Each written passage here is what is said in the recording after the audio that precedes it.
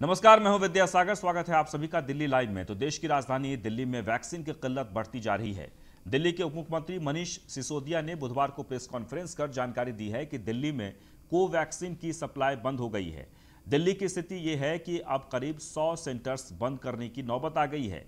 मनीष सिसोदिया के मुताबिक दिल्ली सरकार ने कुल 1.34 करोड़ कोरोना वैक्सीन की डिमांड की थी, जिसमें से 67 लाख कोवैक्सीन शामिल थी। लेकिन अब कोवैक्सीन वालों की तरफ से जवाब आया है कि वो वैक्सीन नहीं दे सकते हैं।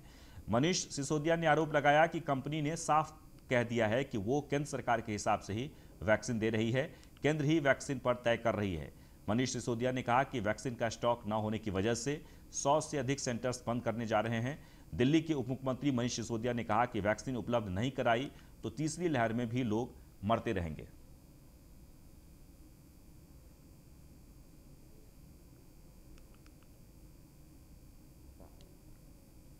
डिसाइड कर लिया होता कि हम वैक्सीन विदेशों को बेचने की जगह अपने देश के लोगों को लगाएंगे, तो 6.5 करोड़ वैक्सीन अब तक हमारे देश के लोगों को और लग गई होती। ये 6.5 करोड़ लोग जिनको वैक्सीन लग गई होती, ये खुद भी सुरक्षित होते और दूसरों को भी कोरोना फैलाने से बचते। लेकिन अपने देश के लोगों को वैक्सीन लगवाने की जगह भारत सरकार ने, केंद्र सरकार ने तय किया कि हम पाकिस्तान को भेज देंगे, अफगानिस्तान को भेज देंगे, ईरान को भेज देंगे, बांग्लादेश को भेज देंगे, श्रीलंका को भेज देंगे, ओमान को भेज देंगे, ईरान को भेज देंगे, अपने देश के लोगों को वैक्सीन नहीं लगवाएंगे। वहीं आम आदमी पार्टी के विधायक आतिशी ने बुधवार को वैक्सीन बुलेटिन जारी करते हुए कहा कि दिल्ली में 18 से 44 वर्ष तक के लोगों के लिए कोवैक्सीन का स्टॉक आज खत्म हो गया है। दिल्ली के किसी भी सेंटर पर कल से कोवैक्सीन नहीं लगेगी। कोवैक्सीन का स्टॉक कल 11 मई को लगभग खत्म हो गया था। जिन केंद्रों पर कोवैक्सीन लगाई जा रही थी, ऐसे में 100 केंद्र अस्थायी तौर पर आज बंद हो चुके हैं। उन्होंने कहा कि दिल्ली सरकार को 18 से 44 वर्ष तक के लोगों के लिए कल शाम कोविशील्ड की 2,67,690 डोज मिली है। अब दिल्ली में कोविशील्ड वैक्सीन का 9 दिन का स्टॉक उपलब्ध है। दिल्ली में 11 मई को 1,28,800 लोगों को वैक्सीन लगाई गई है, जिसमें से 83,829 लोगों को पहली डोज लगाई गई। विधायक आतिशी ने बताया कि भारत बायोटेक ने दिल्ली को और कोवैक्सीन देने से मना कर दिया है। हम उम्मीद कर रहे हैं कि केंद्र सरकार इसमें हस्तक्षेप करेगी और जल्द से जल्द कोवैक्सीन की डोज उपलब्ध करवाएगी।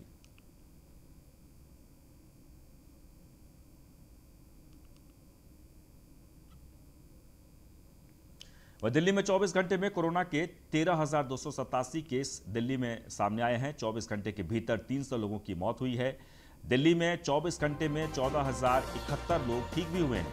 दिल्ली में कोरोना के 82,725 एक्टिव केस हैं।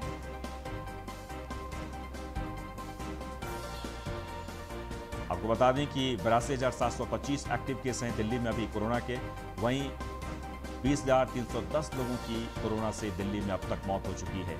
दिल्ली में 24 घंटे में कोरोना के 13,287 केस सामने आए हैं, यानी कि ये जो रफ्तार है वो अभी थमी नहीं है। और 24 घंटे के भीतर 300 लोगों की मौत हुई है, जो बेहद ही चिंताजनक है।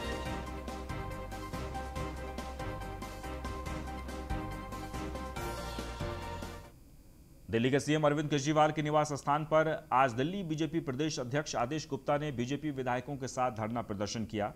आदेश गुप्ता का आरोप है कि प्रधानमंत्री गरीब जन कल्याण योजना द्वारा जो दिल्ली के 72 लाख लोगों का फ्री राशन दिल्ली सरकार को दिया गया है, वह राशन दिल्ली सरकार ने अभी तक दिल्ली की जनता को नहीं दिया है।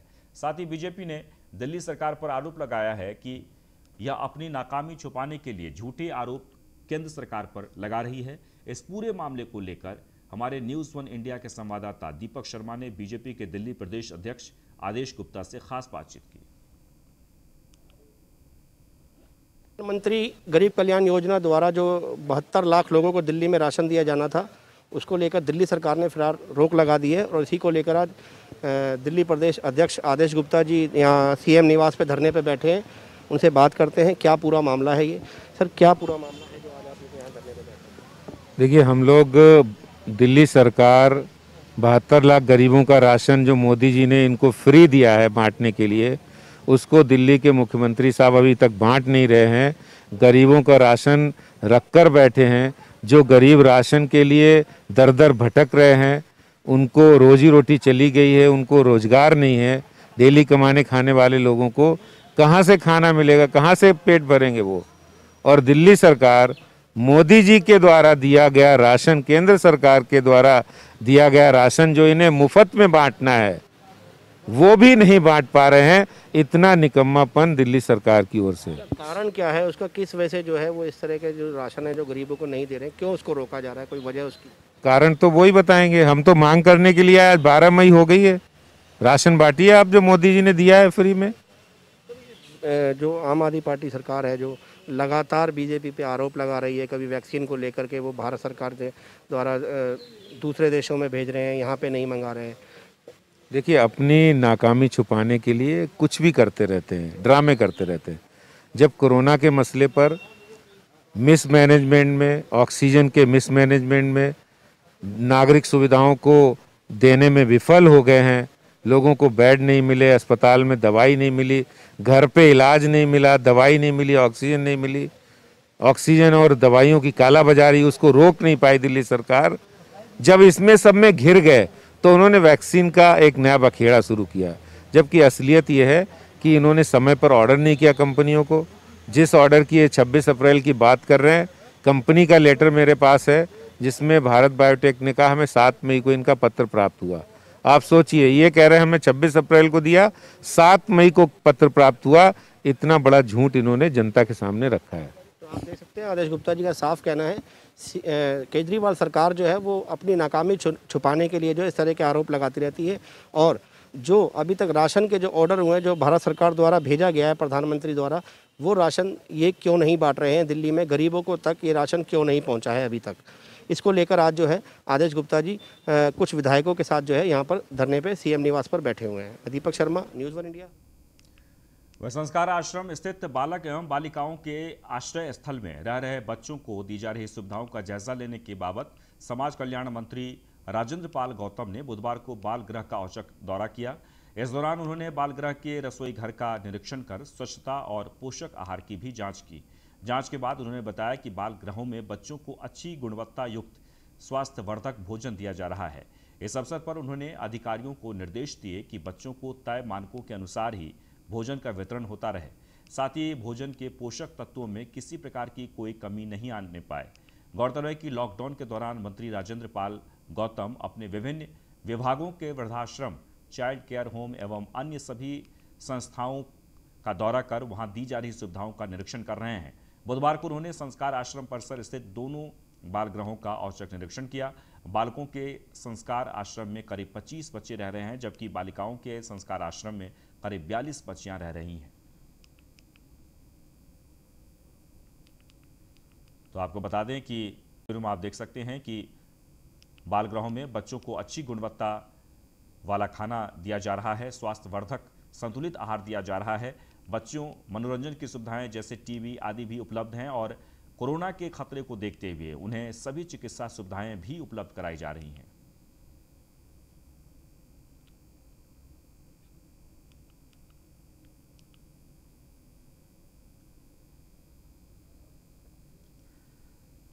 दिल्ली हाईकोर्ट ने दिल्ली सरकार को फिर फटकार लगाई है। कोरोना के इलाज के लिए निजी अस्पताल की फीस हो तय, ये काम बहुत पहले हो जाना चाहिए था। हाईकोर्ट ने ये बात कही है। कोर्ट ने दिल्ली सरकार के स्वास्थ्य सचिव को निर्देश दिए हैं, प्राइवेट अस्पताल के एसोसिएशन के साथ बैठकर रेट करे तय, कालाबाजारी करने वालों को अवमानना नोटिस जारी हो।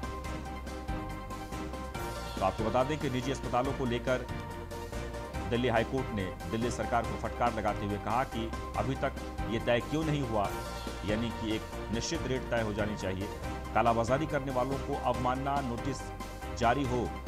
दिल्ली हाईकोर्ट ने दिल्ली सरकार को फटकार लगाई है। कोरोना के इलाज के लिए निजी अस्पताल की फीस तय हो, ये बातें कही गई है। उन्होंने कहा है कि ये काम बहुत पहले हो जाना चाहिए था, अब तक क्यों नहीं हुआ।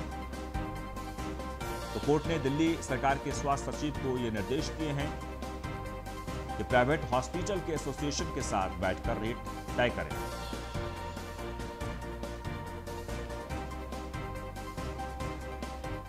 उत्तरी दिल्ली नगर निगम के मेयर जयप्रकाश ने केजरीवाल सरकार पर निशाना साधा है। उन्होंने कहा कि कल दिल्ली सरकार ने 919 वेंटिलेटर अस्पतालों को आवंटित किए, लेकिन उनमें से एक भी उत्तरी दिल्ली नगर निगम के अस्पतालों को नहीं मिला है।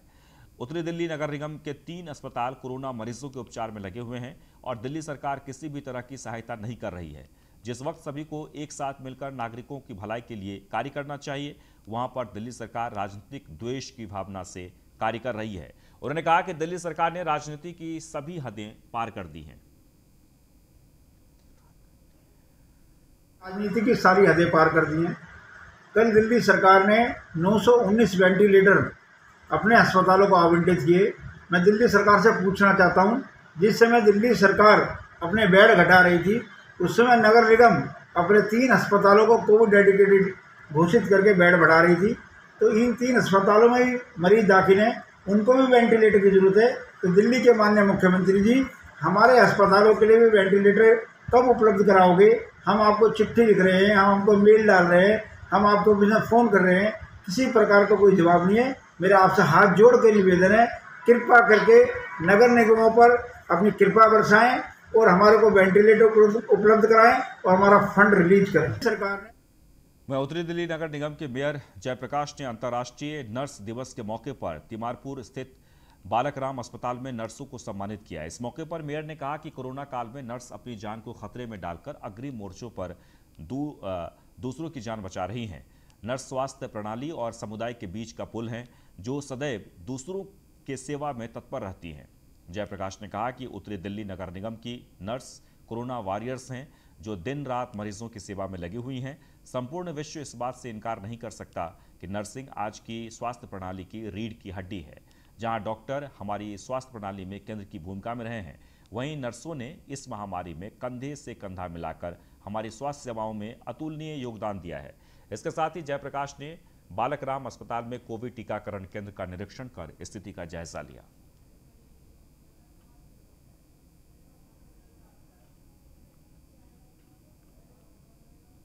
के ऊपर सभी नर्सों का मैं स्वागत करने के लिए आया हूँ, क्योंकि ये सभी नर्स जिनको हम सिस्टर कहते हैं, ये वो सिस्टर है जो 24 घंटे मरीजों का ध्यान रखती है, इलाज में सहयोग करती है। डॉक्टर कितना भी अच्छा हो, अगर नर्स ना हो तो इलाज नहीं हो सकता।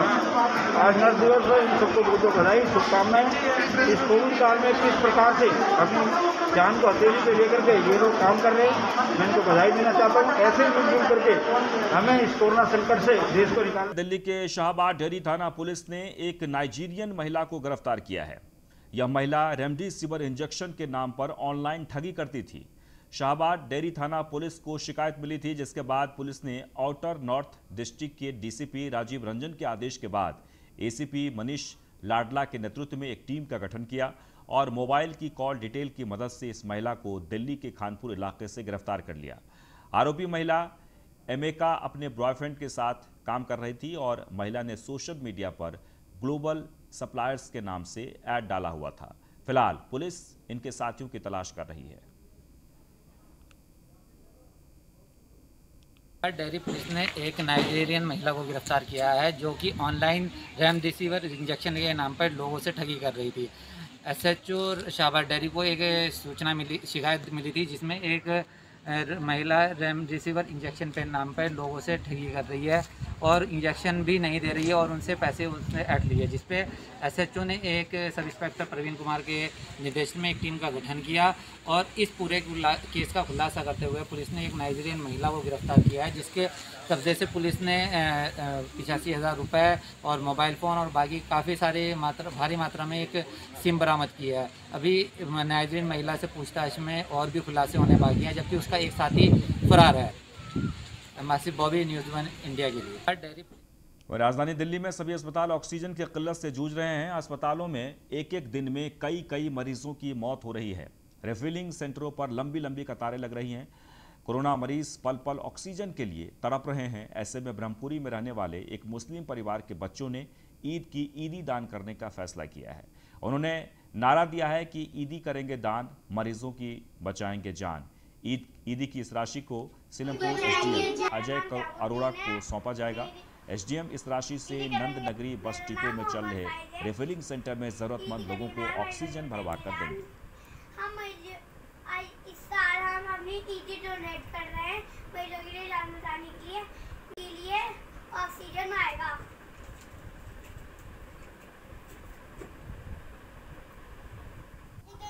मेरा नाम जज़ा है। इधर कहेंगे दाम, नहीं इधर बताएंगे दाम। इधर करेंगे दाम, मरीजों की बचाएंगे जान। मेरा नाम जाहुद्दीन है। इधर करेंगे। मेरा नाम मोहम्मद फाइज है। नॉर्थ दिल्ली पुलिस ने एक बड़े ऑटो लिफ्टर गैंग को गिरफ्तार किया है। पुलिस ने इनके पास से एक सवारी से लूटे गए 2,45,000 रुपये भी बरामद किए हैं। आरोपियों की पहचान यामिन और नरेंद्र चौहान के रूप में हुई है, जो कि दिल्ली के ही अलग अलग जगहों के रहने वाले हैं। पुलिस ने इनके पास से वारदात में शामिल एक ऑटो भी बरामद किया है। आरोपी ने पूछताछ में बताया कि वे किराए पर ऑटो लेकर चलाते थे और जिसमें पहले से ही उनके 2 साथी सवारी बनकर बैठे होते हैं। आरोपी मौका मिलते ही सवारी से कीमती सामान लेकर उसे रास्ते में छोड़कर फरार हो जाते थे। नॉर्थ दिल्ली जिले के डीसीपी एंटो अल्फास ने बताया कि नागलोई निवासी विनोद ने सराय रोहिल्ला थाने में शिकायत दर्ज कराई थी कि उसने पुरानी दिल्ली से नागलोई जाने के लिए ऑटो किराए पर लिया था, जिसमें 2 सवारी पहले से ही बैठी हुई थी। जब वो इंद्रलोक पहुंचे तो ऑटो चालक ने आगे जाने से मना कर दिया और उनको वहीं उतार कर चले गए। जब उन्होंने अपना सामान चेक किया तो उसमें रखे 2,60,000 रुपये गायब थे।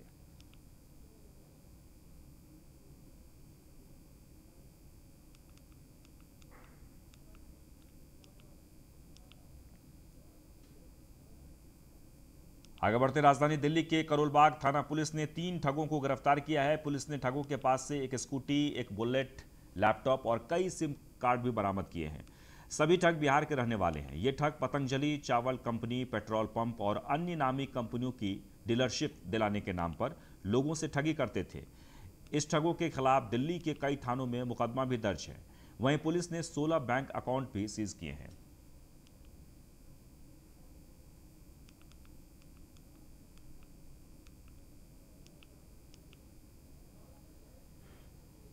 वहीं दिल्ली के रोहिणी जिले की बेगमपुर थाना पुलिस ने एक शराब तस्कर को गिरफ्तार किया है। पुलिस ने आरोपी के पास से भारी मात्रा में शराब बरामद की है। दरअसल रोहिणी जिला के बेगमपुर थाना पुलिस को सूचना मिली थी कि हरियाणा से दिल्ली में एक स्कॉर्पियो कार शराब की सप्लाई के लिए आ रही है।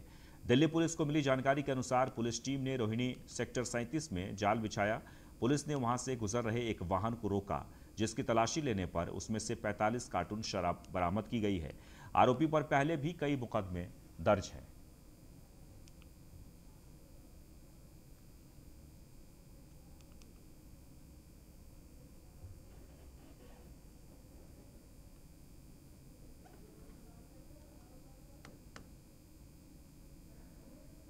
तो पुलिस ने शराब तस्कर को गिरफ्तार किया है।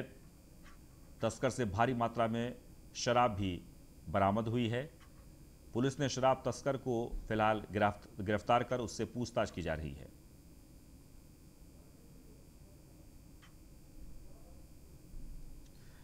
ग्यारहवां दादा साहब फाल्के फिल्म महोत्सव 2021 पुरस्कार समारोह 30 अप्रैल 2021 को ऑनलाइन आयोजित किया गया। फिल्म निर्माताओं, संगीतकारों और विज्ञापन एजेंसियों के लिए मुस्कुराहट और चेयर्स की किरणें लाया। Parmeen advertising and marketing association के प्रबंध और कर्मचारियों ने देखा कि उनके सपनों को साकार किया गया है।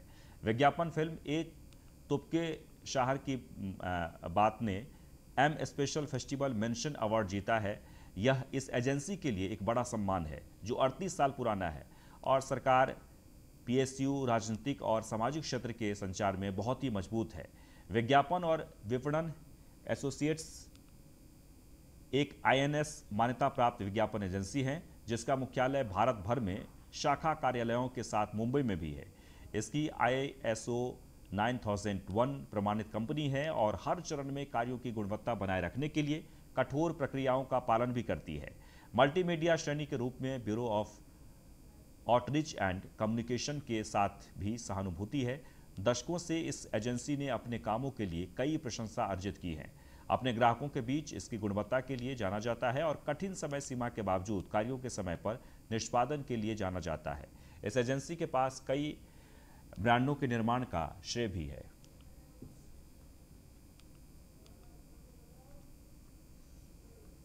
और इसी के साथ इस बुलेटिन में बस इतना ही, लेकिन आप बने रहे न्यूज़ 1 इंडिया के साथ। नमस्कार।